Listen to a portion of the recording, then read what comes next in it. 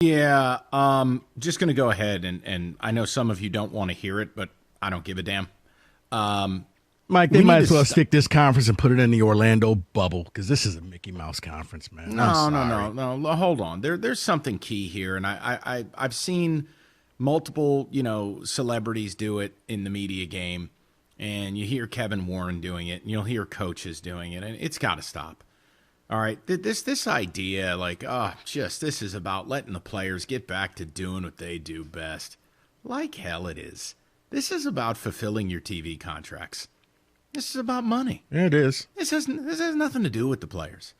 This has zero to do with it. And it's funny because by day, people will sit there and they will deal with less. Like, I don't know, Roberto, do your children have access to rapid testing on a daily basis so they can learn in school?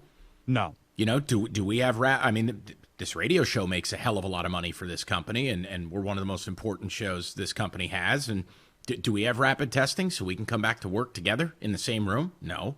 Does my wife have rapid testing so she can go to work every day, or we're just going to play roulette? But college football players do. The students, Stoney's daughters, go to both schools in this state. They don't have access to rapid testing, but the football players at the schools do. Now, for the NFL and the NBA and MLB, that's different. That's a private business.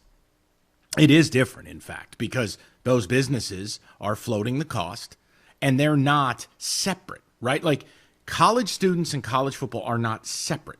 They are part of the same ecosystem. So it's very hard for me to see certain schools in full-blown quarantine, yet they're going to play football, and you go, well, wait a second. Like Major League Baseball, those players play for those teams, and it's their pool of money, and they're paid.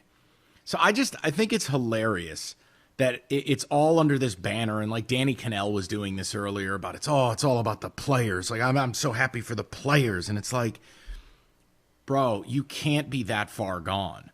This is strictly about TV dollars. It's strictly about not taking a bloodbath.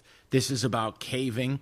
This is about you made a premature decision, apparently, or not, who knows, but you're getting pummeled. You're the whipping boy for it, and you needed to come correct and play, or as Rico has said many times, and sometimes I've disagreed with him, other times I've agreed more, your credibility at a minimum has taken a hit, and at a maximum it's gone.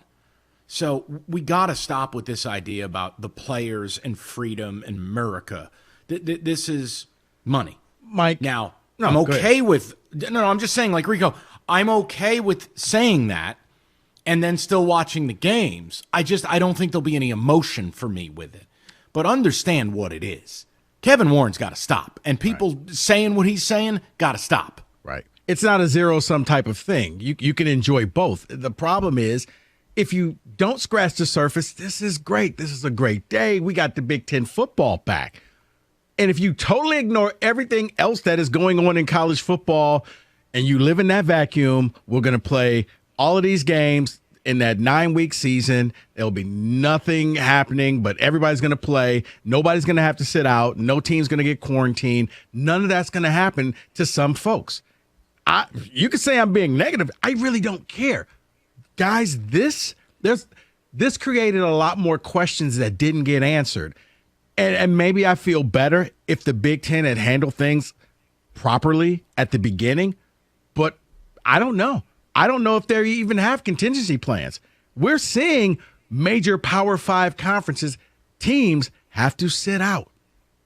You have now pigeonholed yourself into 8 consecutive weeks. There's no off weeks. That is shocking. Yes. That is shocking that there's no bye weeks built in. No. But you know why, Mike? No margin. You nailed it. It's because of money. You want to know why they have to play 8 games in 8 weeks?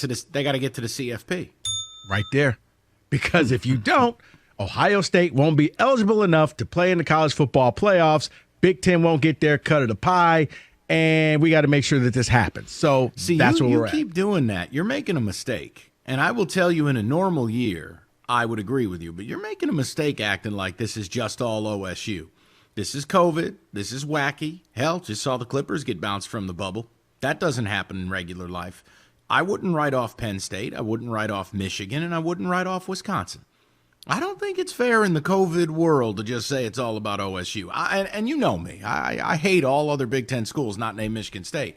Rico, you got to stop doing that. I don't really have to, but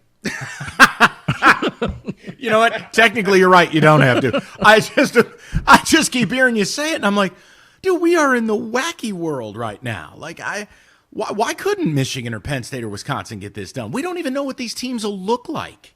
because I know that Ohio State has the best player in the Big Ten at quarterback position. That's why.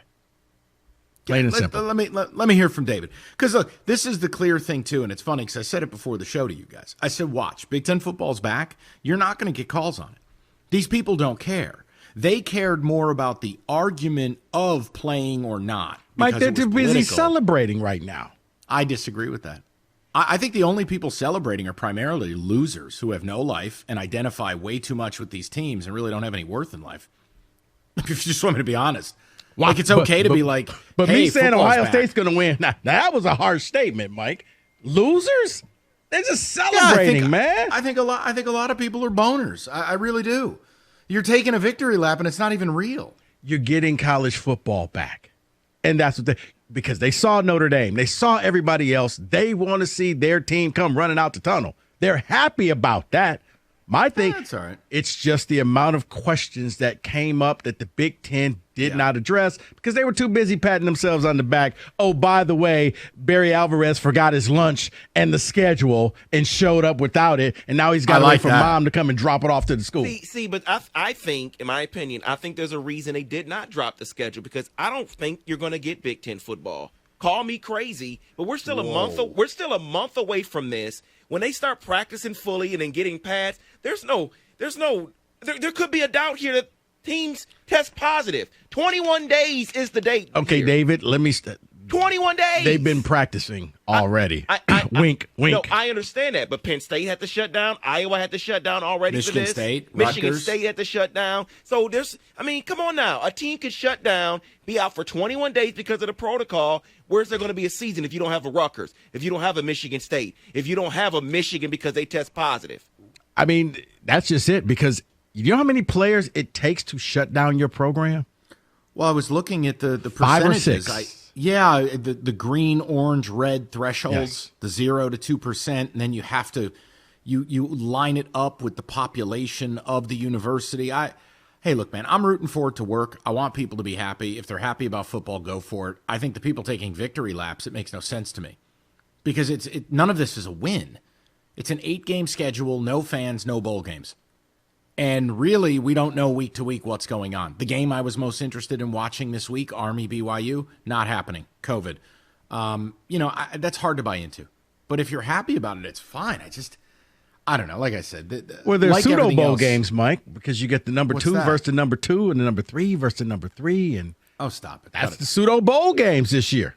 By the way, I was just texted by a noted celebrity and now sports expert, but also a children's book author, Dan Wetzel.